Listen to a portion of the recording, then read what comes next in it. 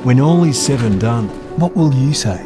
Will you say that you shifted expectations, or the ground shifted beneath your feet?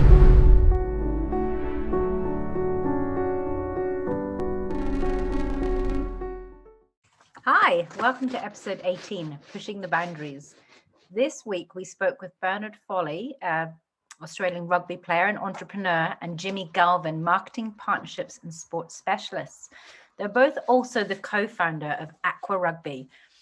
And in this episode, we go into what it was like to develop a new sport and a new event, and we discuss the creation and the process to its development. I hope you enjoy episode 18, Pushing the Boundaries. All right, guys, welcome to episode 17. Welcome, Bernard and Jimmy from Aqua Rugby. Hi, guys. Hi, Jimmy. G'day. Pleasure to be here. And Bernard, thank you so much for joining us. Hey, thanks for having us on. I'm looking forward to the chat. Yeah, same. So first off, we're just going to have a bit of an icebreaker before we get into what it is that you guys do and how you've come to be on the PanelCast and chatting to us. Can you guys just tell us what your favourite event is of all time? Ooh. Bernard, you'll have to go first on that one, mate. You've been to more than I have.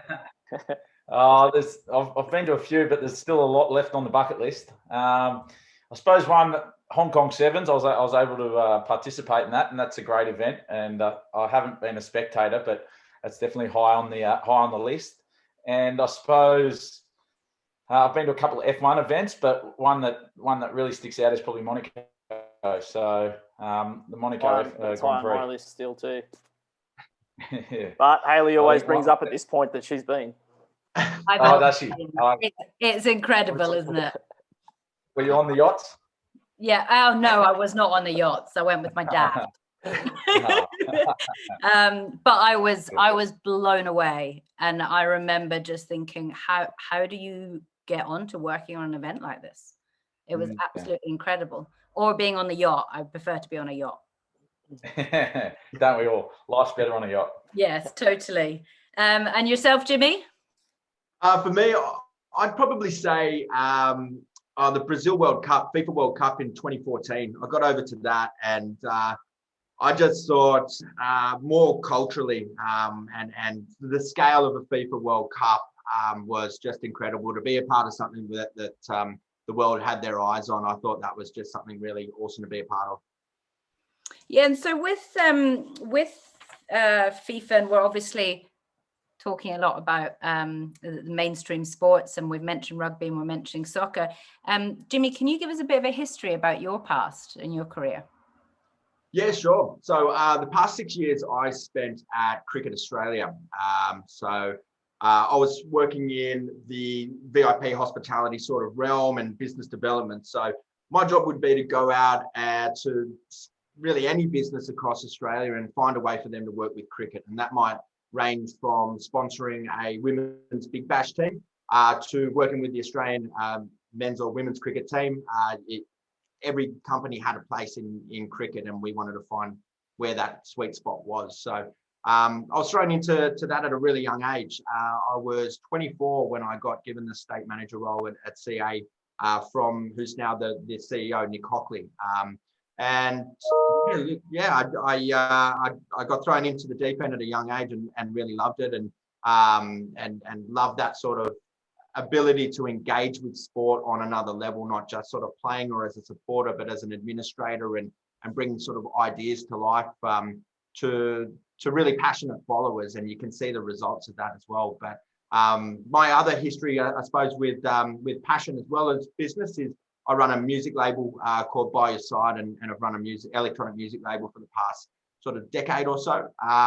And with that, we've thrown music events and festivals from on the beach in Bali to Brooklyn, New York, to big warehouses in Brooklyn. So Aqua Rugby is sort of a fusion of that sporting background and VIP hospitality and sponsorship to music festivals and fun and all the good stuff in life.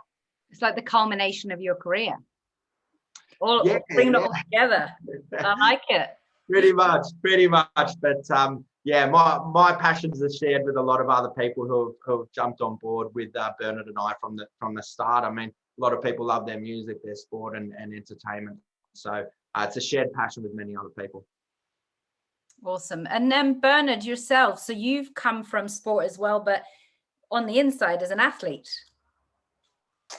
Yeah, I've been very fortunate, I suppose, through my pathways of playing rugby. It's been over a decade now. I've been lucky enough to play professionally, and you get to experience the great game of rugby and the values and the mateship and the teamwork that rugby offers, but also get to experience the world. I've been lucky enough to travel to many great cities, many great countries, and to experience the Colosseums of rugby as well, and to play and to get to enjoy that. But now I've been lucky enough to live and play in Japan.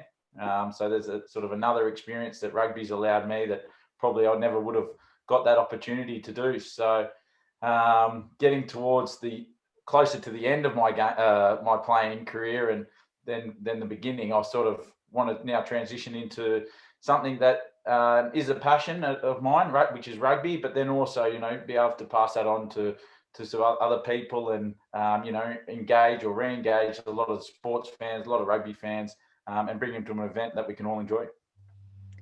Great. So can you tell us, Bernard, just a bit more about aqua rugby? Because this is a whole new sport that you're developing. Is that correct? Yeah, it is indeed. We want to take some of the great parts of rugby, but then we want to change it. We want to be innovative, and we want to develop a spectacle that everyone loves, everyone enjoys, and is entertaining to watch. We've definitely, the concept came together a long time ago. Jimmy and I and my cousin Jeremy, we sort of sat down at a pub and we got spitballing and where the best ideas come from, isn't it? Oh, exactly. We thought it was going to.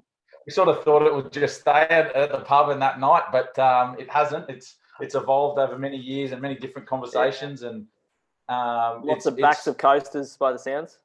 Yeah, a lot of business meetings. But the way the game or the shape and the format and even the rules, has changed so much over that time as well. We had a sort of initial concept, but it's grown and evolved, and we've brought more people on, and we're loving the aspect of designing a new sport. It's definitely got hallmarks of rugby and everything, but it's a game that we want to create that everyone can enjoy, that has a different visual, different aspect of sports, and for the players, they love it and it's entertaining, but also for the spectators, whether on the foreshore or on the yachts, they can enjoy a great day out. And Jimmy, do you want to tell us just a bit more about what the event is in Manly? Because you're absolutely developing a new sport, but you're also launching a new event, right? Yeah, that's it. So, I mean, as Bernard said, we're essentially starting a sport from the ground up, and that in itself is a fascinating process. All the different aspects of, operations, event management, marketing, sponsorship, everything we're doing as we would a sporting franchise or organisation. But the event itself is a 2-day rugby festival, a floating rugby festival, where we have teams from all around New South Wales. We're even speaking to teams to come over and represent WA and, from all different backgrounds. But over the 2 days, essentially what it is, we've built a floating pontoon rugby pitch where players can get tackled off the side and they actually have to dive in the water to score. And it's an awesome sort of piece of entertainment when you're seeing people just flying through the air to score their tries, but with all the sort of fast-paced rules of rugby. But with it from an event perspective, we've actually got 5 super yachts lining the side of the pitch, which are ticketed and sponsored by some of our major sponsors. So, for example, we've got Jacob's Creek sort of sparkling yacht, which is called Bubbles and Beaks. So you've got sparkling sort of drinks going all day with DJs, or you can go on the El Jimador Tequila yacht or the Four Pines yacht and choose what your day is going to be like. We've also got a players pavilion at the Manly Pavilion, which is a beautiful historic building where you can buy a ticket to rub shoulders with all the players throughout the day. And, there's plenty of entertainment, oysters and whiskey tasting in there and the likes. But the cool thing about the event is that you can actually come and just watch it all for free from the shoreline. We've got kids rugby activations, which is a company called First Fives, which is Salasi and Brooklyn Manu, who are rugby fan, absolute rugby legends. in the scene from up in Queensland who are bringing the kids activations down. But we've got food trucks lining the beach. We're speaking with Fever Tree about doing a beach bar. It's just grown into this absolute behemoth festival precinct that people can come and enjoy for free, and or they can watch it in style on a super yacht, just like Monaco. Amazing. And you got funding from North Beaches Council, is that right? Look, we haven't received any government funding yet. Oh, it's only sorry. funding. I thought that We're certainly gunning for it. Well, I hope they're listening. We'll make sure we tag them on it, hey? Look, the Northern Beaches Council have been a tremendous support, all financial aside, but as has James Griffin, the MP from down in Manly. But we are, really hopeful of those sorts of conversations. In terms of funding, at the moment, it's just Bernard, myself, and our chairman, Shane Anderton, who got it all off the ground in the beginning and are funding it together. I mean, sorry. Sorry, you go. I was just going to say on that side, but more on the sports side. Have you been able to get support from Rugby Australia, or how does that sort of sit with your creating a new sport? Bernard, I'll chuck to you on this one, mate. Yeah, no, we definitely let the rugby corporations or bodies definitely know about it, and they were very supportive of it. But in saying that, we sort of wanted to go out on our own terms, have our own sport and be agile enough to develop that and evolve that into however fits best for the public and for the people supporting it and the people getting around it. So they're definitely aware of it, and they've been. We'll definitely try and get them on board and come down and enjoy the day. But yeah, a lot of it we've tried to do on our own, and it's been a bit of a startup for us as well, and we're enjoying sort of working through the procedures and how sort of it's going to look. Yeah, and does that create some sort of challenges with regard to players and things like that if it's separated and people on contracts and whatnot? Yeah, definitely. There's going to be that hurdle to get through. I suppose contracted players they've got their own insurances and their contracts and livelihoods to look after. We will definitely be reaching out to those guys, but it hasn't. We've got a classic Wallabies team, so a lot of the older guys who want to come back and play and be involved, and those guys are great to mingle and to be a part of a day like that. They think that any excuse to get their budgie smugglers on and to have a dive into Manly Harbour, they'll be chomping at the bit. But, entertaining to watch, no doubt. Yeah, exactly right. So we won't have any professional teams, unfortunately, but the side of that is it opens up us to invite teams from interstate, as Jimmy was saying, to have invitational teams, to have the Lloyd McDermott Indigenous side there as well. So we've got a lot of great teams putting their hands up and wanting to be a part of it, and we want to be all inclusive and involve all different aspects of the community as part of this competition. Awesome. And how have you gone with trialing the rules? Because obviously you've got to have a barge to do this on. So have you been able to do a lot of trials on the barge, or are you doing it a lot on land, or what's been your process for that? We've built mini pitches on the harbour before and put the synthetic grass and everything on top to make sure we can feel how the pitch moves and how we're going to anchor it and the like, so that player safety is paramount, of course, in these sorts of things. But we also wanted to get a feel for it underfoot to feel how steady it was. And it's pretty amazing how realistic. I mean, we're working with one of the, if not the best synthetic turf suppliers in Australia in Tough Turf, who are one of our major partners, who they actually fit out fields across Australia, as you're probably seeing a lot at the moment. For a lot of councils who can't keep up with the upkeep, or their fields are turning to mud in winter, they've got these beautiful playing surfaces which are good for contact sports as well. So we've got the top of the line synthetic, playing surface in there. But in terms of the rules themselves, we've got some sessions coming up actually on Manly Beach, just with the same circumferences of the pitch itself, because building the pitch is an expensive exercise at the best of times. So we're doing it on a beach and pretending we're on the water. So players will be tackling each other off the side and diving into the sand and things like that. So we've got a couple of rounds of trials coming through, and we've done a couple of sort of trials already with it all. And in the process of writing the rules, marking out how big 30 by 30 meters is, how many players will fit on each side, or what will create the best flow of the game. So will 5 or 6 players be good to have a breakdown and run moves and the likes? And that's where we're lucky to have the likes of a Wallaby on our hands in Bernard to be able to come up with many of those things. Don't look at me for that. I mean, you guys have got an incredible partnership, right? So you've got the athlete on one side and sponsorship and procurement and brand activations on the other side, which seems like a perfect combination. Jimmy, brains and the brawn, but we don't know which is which. Jimmy, I mean, I looked on your website, and for a new event, you have an incredible amount of high-level sponsors. How has that been your business model? Was that what you sort of set out to do? Look, yeah, I mean, it was incredibly hard and ballsy to try and pick up the amount of sponsors that we have in the middle of a pandemic as well, which was pretty tough. But yeah, it's definitely part of the business model. This is the sort of event that I think that it's different. It's got the components of hospitality. It's got the exposure. We're in some really exciting conversations to have this on free-to-air broadcast as well. So there's a lot of reasons why top-level sponsors would want to be involved. It is part of our business model, but it's not reliant on our business model.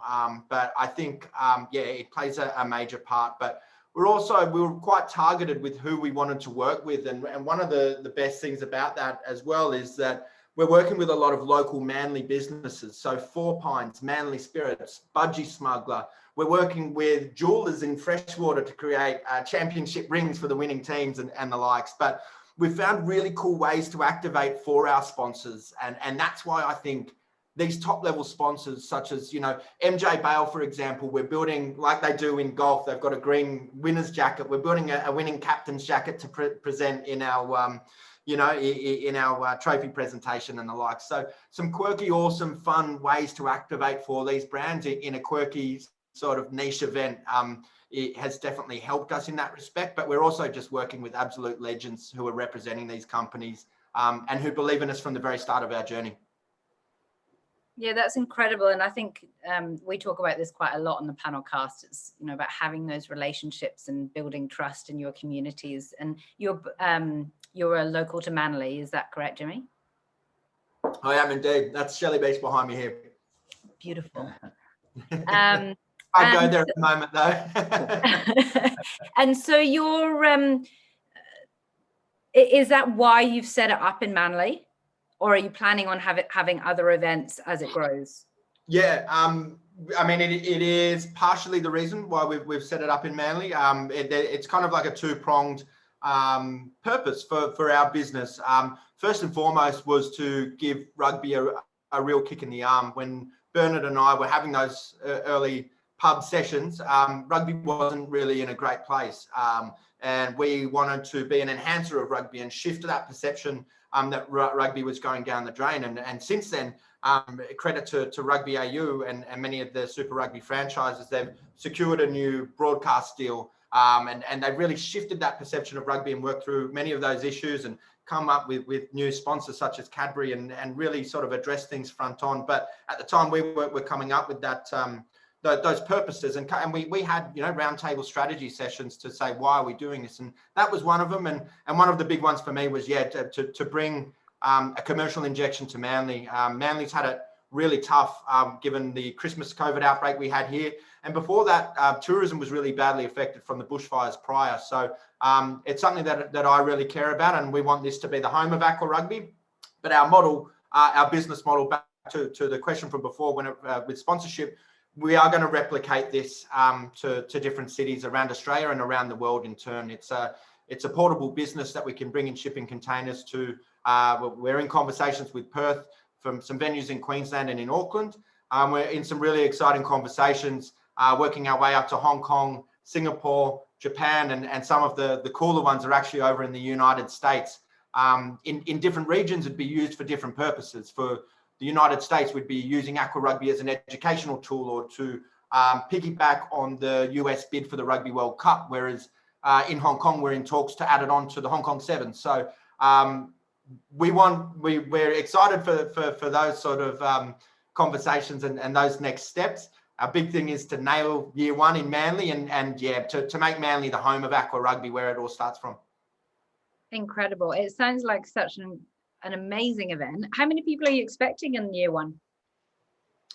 Good question. We are, I mean, we're 70% sold out of our yacht and pavilion tickets at the moment. So we've been on sale for just over a month, if that's an indication on sort of corporate spend. But look, we're preparing for 5,000 to 10,000 people, over each day. For general admission. Well, for free on the shoreline, just to come down and check it out. The cool thing is you can get off the ferry. Well, you can, when you're on the ferry coming to Manly, you'll be able to see a huge spectacle and super yachts and the whole festival lit up. And as you get off the ferry, you turn left and you're at an incredible event, an immersive event for free. And the parents can, drop the kids off with the first fives on the beach and learn rugby while they go have a G&T at the Fever Tree Beach Bar. It's a really nice sort of touch, and it's awesome to. I think we'll get a surprise with how many people we get down there year one. What do you think, Bernard? No, I agree, Jimmy. I don't know. Yeah, I think everyone will be reaching out for a new event. I think that's been the feedback that we wanted to change the game and provide Sydney and people with a new sporting event that they can get around, something different, something new, something exciting. And I suppose we're not sure numbers, but I think it can be a really exciting weekend for Manly, for Sydney Harbour, and for any sport lover. And with your networks, you have quite the number of people associated with Aqua Rugby already that are going to be attending your events. Is that correct? Yeah, absolutely. Yeah, we've got a long list of,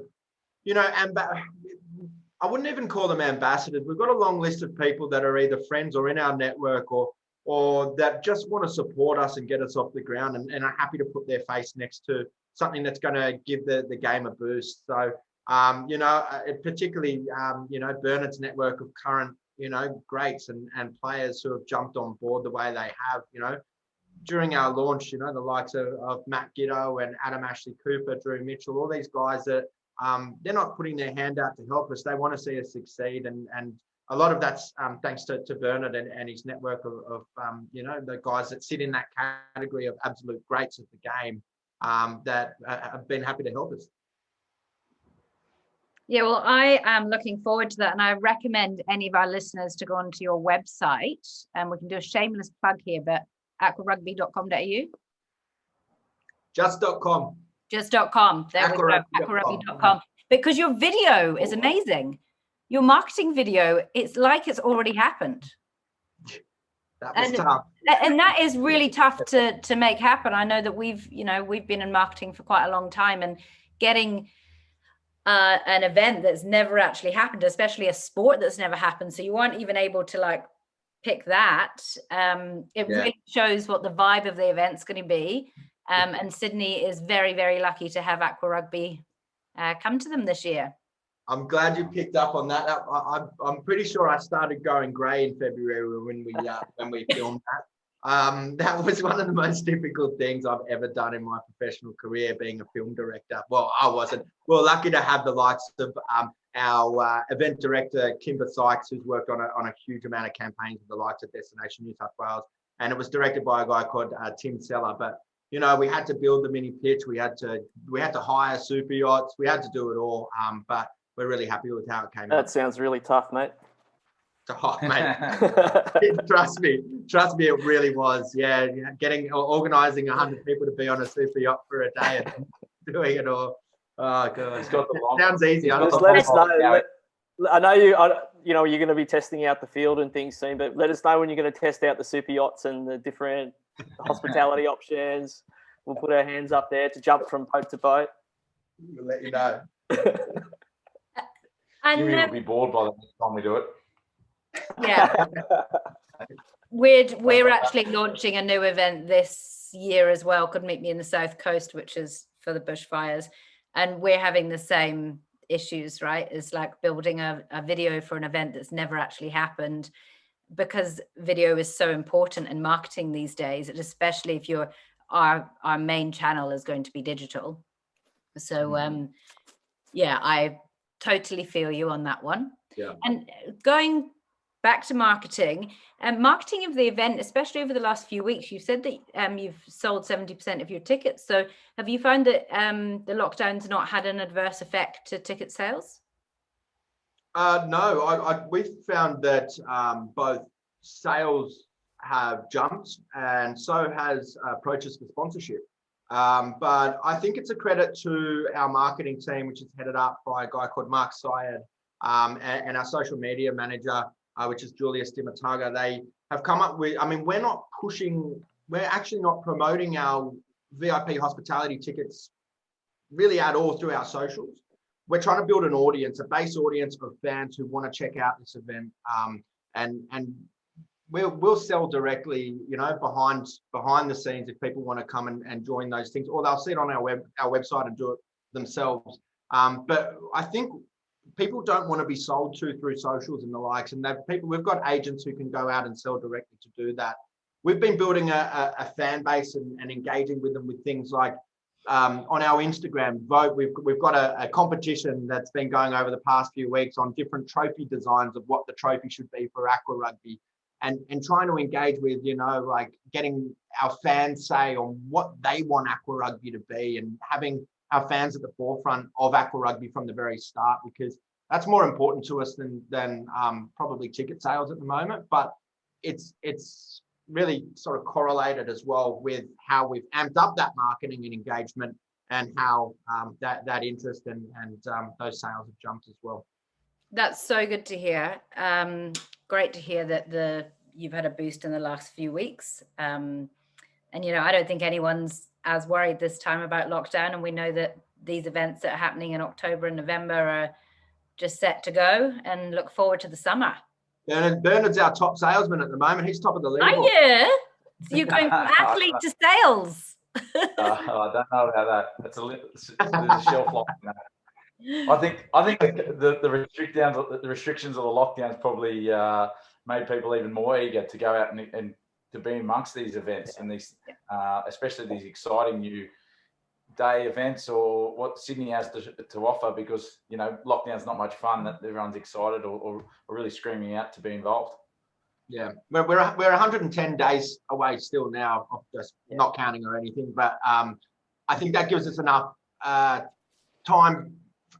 Historically, we've been able to get out of these things, from where we sit now, through lockdowns, and I think from now in July till November, people are confident that we'll be good to go. We obviously have COVID plans in place and weather plans in place, and all sorts of contingencies that we had to face with all the hardest questions before we launch. And but I think the public are really confident in us and in the event, and with how we've dealt with COVID in the past to push ahead. And it's a relief that it hasn't scared people off. Quite the opposite. Yeah, no, that's so good to hear, and I think it's fantastic for our industry to get those messages out there that people are really supportive of this. So that's fantastic. We are approaching the end, guys, but one thing that I would like to ask both of you, I'll go with you, Bernard, first, is favorite book podcast app that you use at the moment? I don't have a lot. I do enjoy a podcast. It's called Equity Mates. It's Sydney based, and that's just been for simple investing and up to date. Favorite book. I'm quite a thinker. Well, I like to think it. So, Man's Search for Meaning, Viktor Frankl always is a good one, just to understand what we're doing and why we're doing things. So that's a great book. I think it's probably very well known, but that's a good one for the listeners anyway. Awesome, thanks. And what about yourself, Jimmy?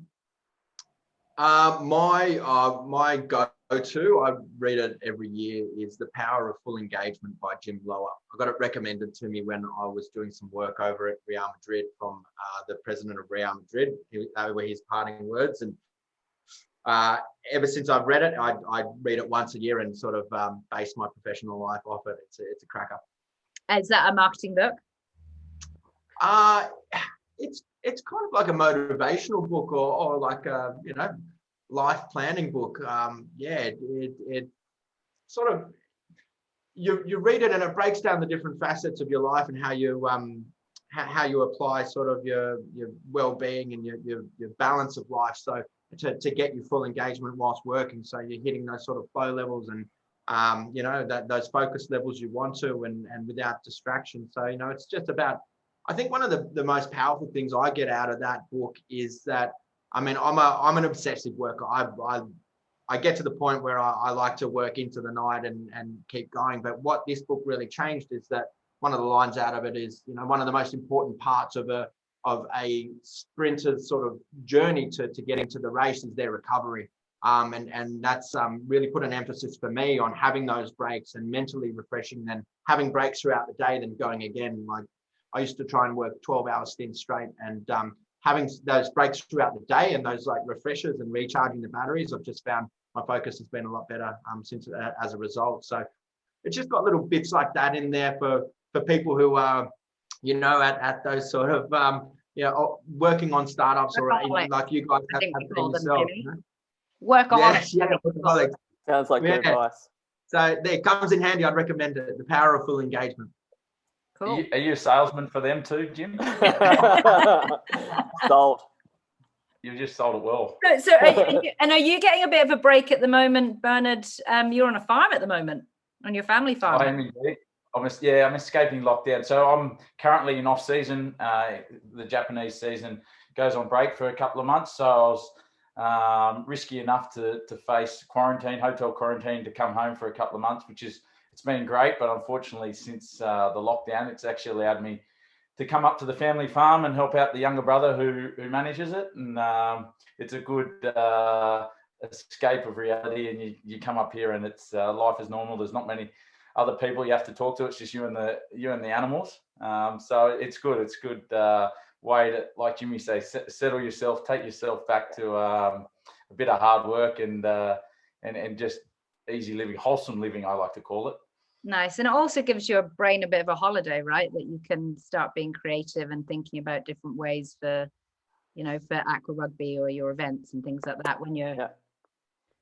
Yeah, I think it definitely declutters you. Even having no reception's a dream, because you can't be on your phone all day. So it is. It allows you to get away, to escape, to see it a bit differently. And as Jimmy said, recharge the batteries. And we're doing a lot of stuff with the aqua rugby, doing a little bit of farm work, but also having a bit of off time to go back into the Japanese season and into their pre-season and.